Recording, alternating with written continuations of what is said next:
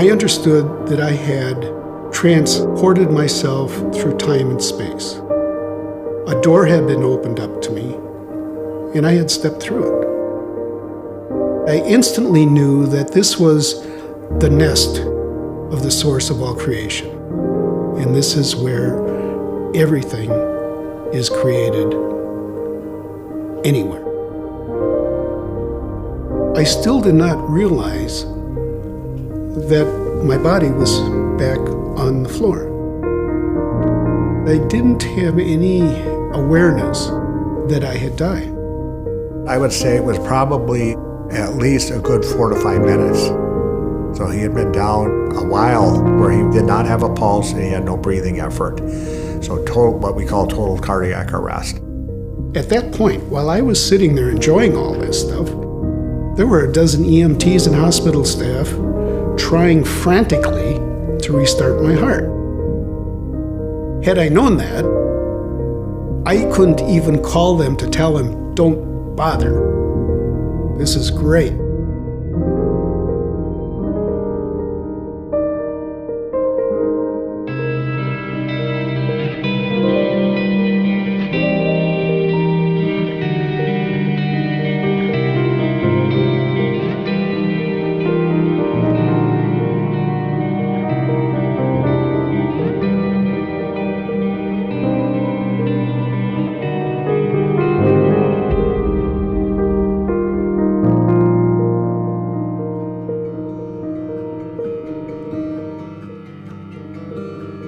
I'm Philip Hossider.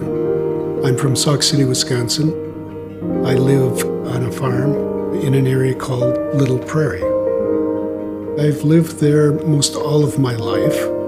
I have 5 siblings, and we all grew up on a typical Wisconsin dairy farm, making hay and stacking bales in the barn, milking cows, chasing pigs that got out, that sort of thing that happens on any farm. I attended a 7-room rural school, which was 2.5 miles from our farm. The change of going from the rural area high school to college was a significant step up for me. And it's actually where I met my wife, Mary. I'm Mary Hossider, and I've been married to Philip almost 39 years. We met at the University of Wisconsin in Madison while we were in college. We got married, and we decided we wanted to get back to a rural area. When our son was due to arrive, we got talking about how we wanted to raise him and decided that we wanted to raise him as we had been raised, where when you're in the community, you might be at the grocery store, the school, the church, and you see people that you know. It's that sense of community that you're not all related, but you're all part of this community. And we wanted them to experience that. I had the opportunity to come back to the farm, and so we did. And we raised our 2 children there. My roots, my European roots here, go back to 1845, including me. The generations would be myself, my father, my grandfather, my great-grandfather, and my great-great-grandfather in Wisconsin. So 5 generations have lived here. When I walk out in our pasture, I know at some point I'm walking on the same footsteps that my dad did, my grandfather did, his father before that, and that's pretty humbling.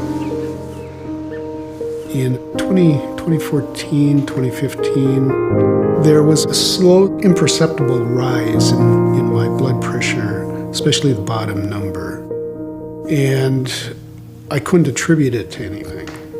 I was working on a farm, I was active, I was eating what I thought was an appropriate diet, but it was still slowly inching up. Philip came in to see me largely on his own accord, and he needed a physical and just to see where he was at. He was hypertensive, his cholesterol was elevated.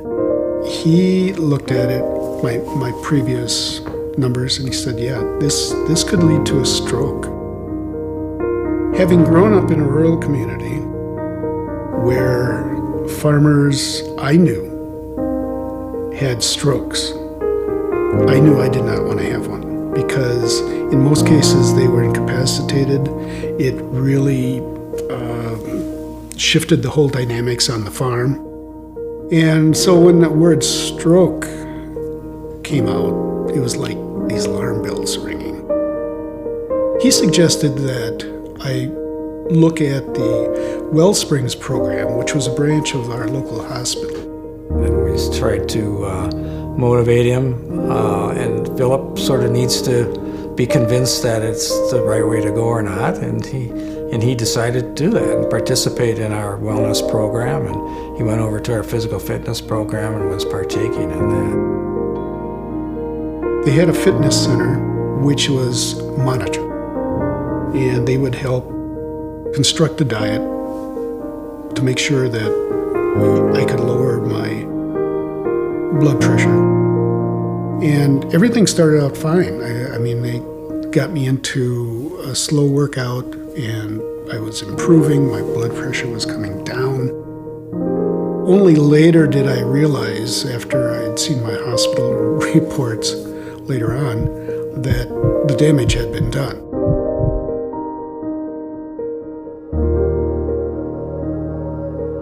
It was 11 o'clock on an early October morning, 2015, when everything changed. That morning I had arranged to have the tires on our car replaced at a local shop in Sauk City. So I normally would take my workout bag, my gym bag, with me if I went in, because if I had enough time, either I would try to do an exercise at the fitness rehab center before or after something I did in town. Well, that morning I drove in and I realized I was really early for the tire appointment. So instead of turning right to go there to get the tires changed, I turned left because I could go to have a short workout and still make the appointment. So that's what I did. I turned left, drove to their parking lot, went downstairs, changed clothes, came back up, said hi to the staff people that were in the room, and went and did a few stretches, and went to the arm curl machine. I did a modest 20 arm curls. I stood up, and the strangest thing happened. I looked down at both of my forearms because they were tingling, like they had fallen asleep, and I had just been on the machine.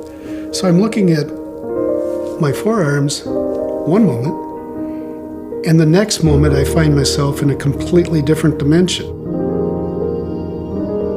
And that's when he had a syncopal episode, and in other words, he passed out. And the most common cause of syncope is ventricular tachycardia, and that's what happened. It was like being in a huge open amphitheater, realizing that there's no sky, there's no stars, there's no moon, there's no galaxies. And that's when I noticed that I kept moving up and down and wondering what that was. And I realized that I was floating on these waves of energetic energy coming towards me. And not only towards me, they were passing through me. And I thought, well, this is really interesting. I mean, I had no fear. It just felt so warm and accepting, and I didn't know where I was. I didn't even think about knowing where I was. I just was there. He was in the process of dying. There's no question about that. My name is Sandy Drury. I'm an exercise physiologist. My role is wellness supervisor at Sauk Prairie Healthcare. I was in a phone call and I heard, well, I wouldn't want to say like a thump. I heard a yell out from someone saying, "Call 911, get the AED." Immediately stepped out into the fitness center, saw one of our Sauk Prairie Healthcare employees doing CPR, grabbed the AED, came back in, and went about attaching the electrodes to Phil. At this point, Phil was pale, did not look well. We knew he was not breathing. He had no pulse. I remember looking at what I thought were my hands, and they were translucent. I could look through them, and the energy waves would pass through my hands, my arm, my body, but it felt like I was being washed with liquid love as it was passing down through me. I look up and I see this enormous, voluminous, golden yellow pulsing sphere that filled up the whole vision of what was around me.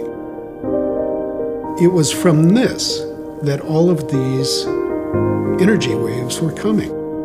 It was just a golden, glowing, pulsing eminence that was sending out. I could feel the love, the total love, the welcome, the acceptance. And as I was looking at it, it was like 10 million suns being packed together. And yet I could reach out and touch it and not get burnt. And it was these waves that were coming and enfolding me and asking me to merge with it. Not once did I think this is really unusual. It just felt so good if a energetic vision of me can feel. That's what it felt like.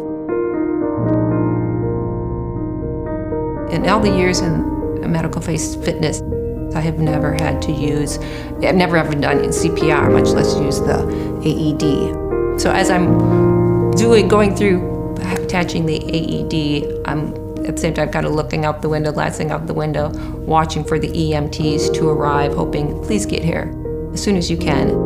My name is Chris Henry. I was a volunteer EMT at the time. We heard the tones go off and said, "Man down, unknown problem." I hopped out, I grabbed the defibrillator, I grabbed the ALS bag, and I just ran across the parking lot and went in. They had already been starting to do some compressions on him. I got down, I started to just do kind of my assessment. No heartbeat, no breathing, nothing. There are two types of death. Clinical death, which is when your heartbeat and your breathing stop.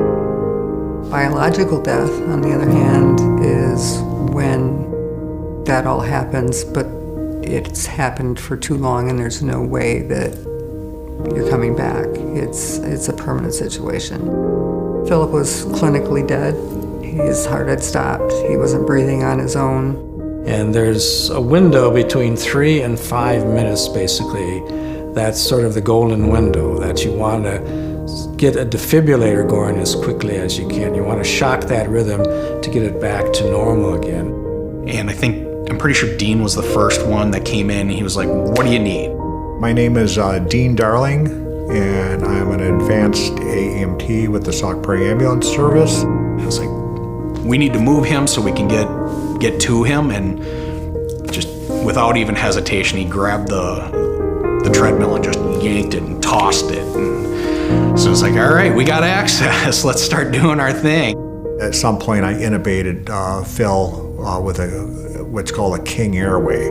It's an advanced airway that after we don't get a response to where the person wakes up, we intubate them to try to improve the oxygen level in the bloodstream by inserting this tube and then using an ammo bag with an oxygen supplement to bring up the level of oxygen level, and hopefully we can get that refractory from the defibrillation to work.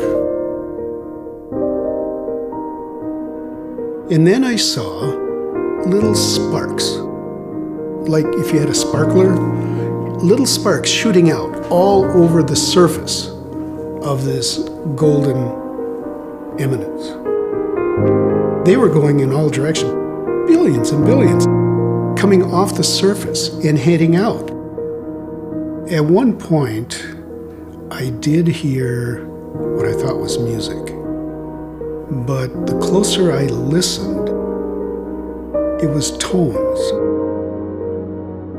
And it was vibrating out with these energy waves. And I interpreted it as being a beacon, because what I had seen coming in were other sparks from the other direction, kind of like me, because they were all floating out here in this eternal dimension. But it was like we were all honing in on this vibrational sound, this beacon that was extending out through wherever it went. It was like it was calling us home. I instantly knew that this was the nest of the source of all creation. And this is where everything is created anywhere. So I know that at some point, this is where I was born, this is where you were born, this is where everyone and everything was born, as we understand a birth, a starting point. So that each one of us carries the DNA of that creator energy. And we take that with us wherever we go. We switched out the pads to our defibrillator and took over compressions.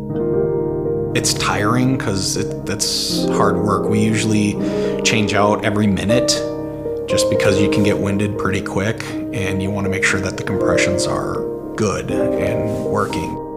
When I used to teach CPR classes, we would tell people, they're dead, you're not going to hurt them. So oftentimes people are like, well, I may break a rib doing compressions, which if they have broken ribs and they're alive is better than not doing anything or not doing your compressions deep enough. If you don't push hard enough, then you're not compressing to get the blood ejected out of the heart and circulating in the body. What we're trying to do with CPR, early defibrillation, yes, we want to get the heart started, but we want to perfuse that brain. Once the heart has stopped, there's no circulation of blood, which means there's no oxygen getting to any part of the body anymore. The brain isn't getting the oxygen, the heart muscle's not getting any oxygen. Because once you get past that 5-6 minute point with no cardiac compressions, it's adios muchachos. You're not going to make it. And the longer it goes without, the more tissue dies. And if you lose too much, there's no chance of getting them back. Survival and cardiac arrest for all services, especially in rural areas, is very, very low. It's probably, 5%. I decided to take a look to see what else was there. So I turned, and what I saw was what I can best explain as an infinite multitude of dimensions and universes that were suspended out in this eternal space. The best way I've been able to explain it to anyone is if you take everything we know about our universe here, the billions of light years across whatever direction you want to go, all the comets, all the planets, all the solar systems, whatever, and you take all of that and you compress it down to a single sheet of paper. And then you take that and you suspend it out here in this eternal space. And then you do that with another complete universal system, and you put that right next to it, and another one next to that, and another one next to that. And you keep going as far as you can imagine in infinity in one direction, as we understand directions, and then you go the other way, you go vertical, you go down. There were all of these suspended universes and dimensions out in this eternal space. But yet each one of them had attached to it an energetic filament that reached back and attached to this, what I'll call a spider web-like matrix that surrounded this divine creator. And it was sending the same welcome and love and acceptance and knowledge to each one of these universes and dimensions suspended out in this space. So I turned around, and what I saw I can best explain as infinity. Because the emulsion of eternity acted like a magnifying glass, so that the farther I looked, the clearer everything became. To see into infinity was it didn't surprise me. It was just like, wow, this is really neat. I understood that I had transported myself through time and space. A door had been opened up to me, and I had stepped through it. I still did not realize that my body was back on the floor. I didn't have any awareness that I had died. I would say it was probably at least a good 4 to 5 minutes. So he had been down, a while where he did not have a pulse, and he had no breathing effort. So what we call total cardiac arrest. At that point, while I was sitting there enjoying all this stuff, there were a dozen EMTs and hospital staff trying frantically to restart my heart. Had I known that, I couldn't even call them to tell them, don't bother. This is great. That's when the second shock was delivered. Everybody thinks that you're jump-starting somebody. You're not. What you're doing is like an eraser on a chalkboard. You're wiping away all this electrical activity. So you're wiping it all out. Hopefully the heart will reset itself. And that's what happened with him. We started seeing this organized rhythm. Looking at the monitor, we knew that, hey, I think his heart's starting to come back. And then, lo and behold, we had a pulse.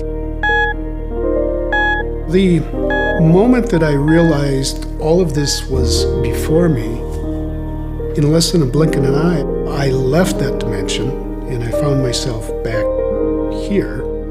At some point, he started waking up and looking around, and of course, he's very confused because last thing he knew, he was working out. At that point, he still wasn't making much sense, You could tell he was still confused. Confusion is very common because there's not usually as much oxygen getting to the brain, and the brain's still trying to focus and trying to make sense of what just happened. We tried to calm him down and get him loaded up to go to the hospital. By the time we got him into the ambulance, he was actually talking. I have little recall, in fact, no recall, of the 8 hours after my collapse. I was told that by several of the EMTs, that I was talking with them, answering questions, making jokes, but I have no recollection of that whatsoever. I was not cognizant of my surroundings until 8:30 that evening. And I couldn't understand why I was lying on this gurney. The first thing I recognized was a clock on the wall. And it said 8 o'clock. I said, that can't be right.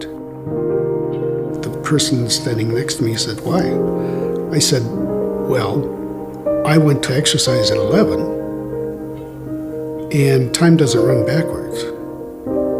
And he said, well, it's 8 o'clock at night. I realized I better keep quiet because I have no idea what he's talking about. It was like I had one foot planted in this eternal dimension and another foot trying to find the floor in this one. And I couldn't. Absolutely nothing made sense. And it took me an awful long time to fully understand what happened.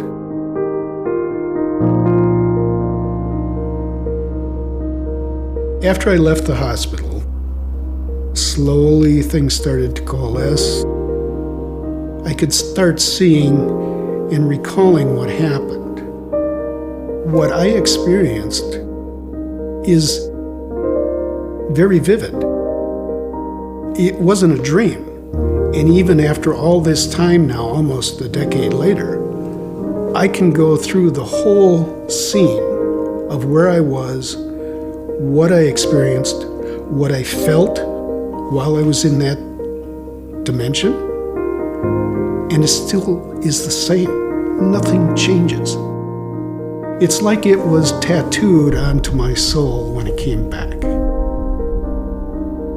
I would share some of this with Mary, not knowing if she would understand or think I was crazy. It came out in such pieces, and it wasn't even, he didn't know what really near-death experiences were. I had difficulty finding words to express some of these things. I mean, some of this is beyond human vocabulary. The only times I would get snippets of it was like sitting in church and listening to the choir. And there was a piece of music. I just closed my eyes and I could feel it. I could feel being pulled back to where I was. Or he'd be looking and he'd say, I'm trying to find the gold, I'm trying to find that yellow, I'm trying to find that color, and he'd be going and looking for this color that he had seen. So this is over a period of months that would take him to just kind of remember things. Eventually I had bills to pay. I had to, follow the rules of the road like everybody else. Some people think that once you've had an NDE, everything goes like butter. And that's not true. Because I have my days when I get frustrated, I have my days when I get angry, I have my days when I want to chuck everything and walk away from this life. Initially I thought, man, why do I want to stick around here? And it's not because I don't love my wife, it's not because I don't love my family, it's just because everything was so far beyond great where I was that this is really not quite that level. The underlying sense was that when you have such an extraordinary experience, that you really would rather be back in that experience. And we talked about that. And I can understand that part of it. However, you have, a family, you have friends, you have people here that care about you. And so how do we fit then?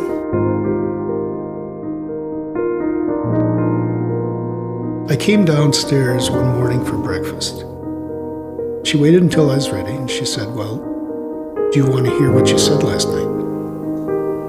And I looked at her and I thought, I didn't say anything last night. She said, oh yeah, you did. I frequently was on high alert around Philip during his recovery, especially at night when he was sleeping. I didn't sleep very soundly because I was always listening, is he breathing, is he okay? And then one night, he was mumbling in his sleep, and I didn't know if he was in pain, I didn't know what was going on, and then he started talking. I said, okay, what did I say? And that's when he sat up and just started repeating, I don't believe it, I don't believe it. And she asked, what don't you believe? And he said, why I came back. And I said, well, why did you come back? And she said, I told her, I was told to come back to be a conduit to those who do not have any hope or think there is any. And he related that it was to be a conduit of hope.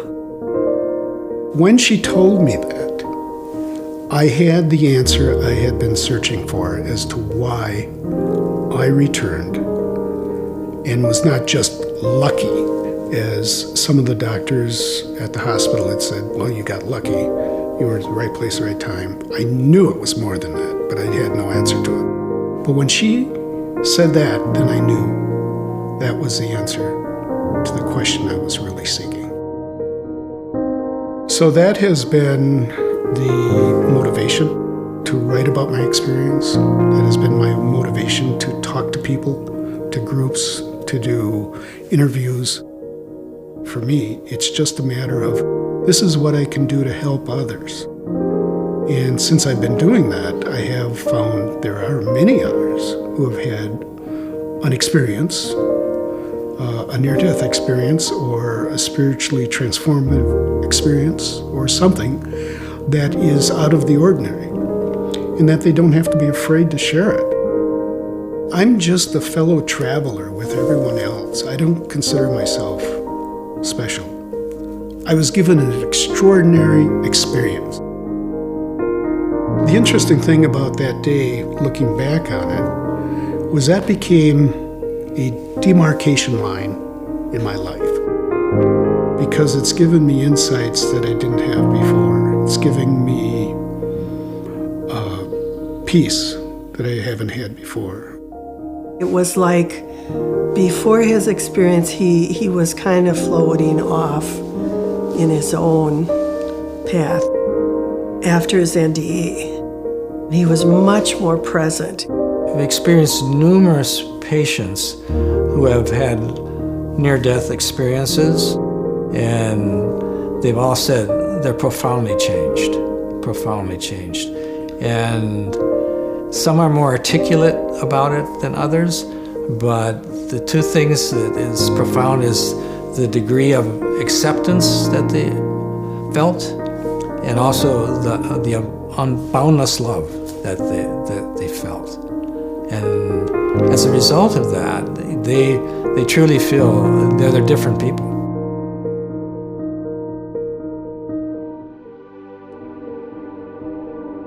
I would say that the reason we are here is to accept and acknowledge the divinity in everyone around us. The person in the car next to us, the person in the grocery store, whether we like the people or not, because we are all part of the divinity of the source of all creation. And hope is the pathway on our journey. The hope of which I speak has to do with not being afraid of what comes next. We are so tied to physical things here that we don't want to give them up. And that's what death, I think, is a fear that we're going to lose our identity, we're going to lose who we are, then they're going to forget, we're just going to go to this abyss, and that's going to be the end of it. This life that we understand is not the end, even though we may decease. That's what human bodies do. But the internal essence, our internal spirit, is what continues on. That's all that death is a transition from what we experience here to something far greater. And to me, that is the hope that I'm trying to explain to people, is that, yeah, we're going to lose some of the stuff that we have here that we can't take with us, but we're going to keep going. We're going to keep having other experiences as we go on through eternity, because that essence of us that goes on is part of the God creation. And that doesn't get destroyed.